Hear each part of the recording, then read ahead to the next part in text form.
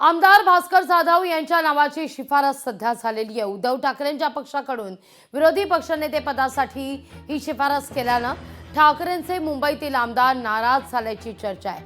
विधानसभा विरोधी पक्षनेते पदाकरता सुनील प्रभू यांचं नाव शर्यतीत होतं।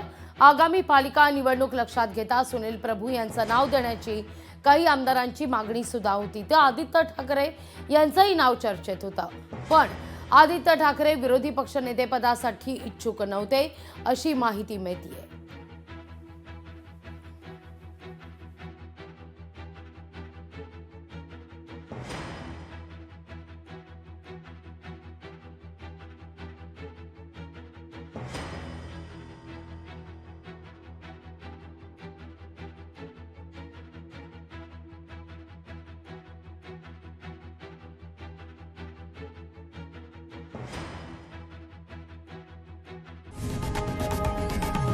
लोकशाही मराठी ऐका, पहा, जागरूक रहा।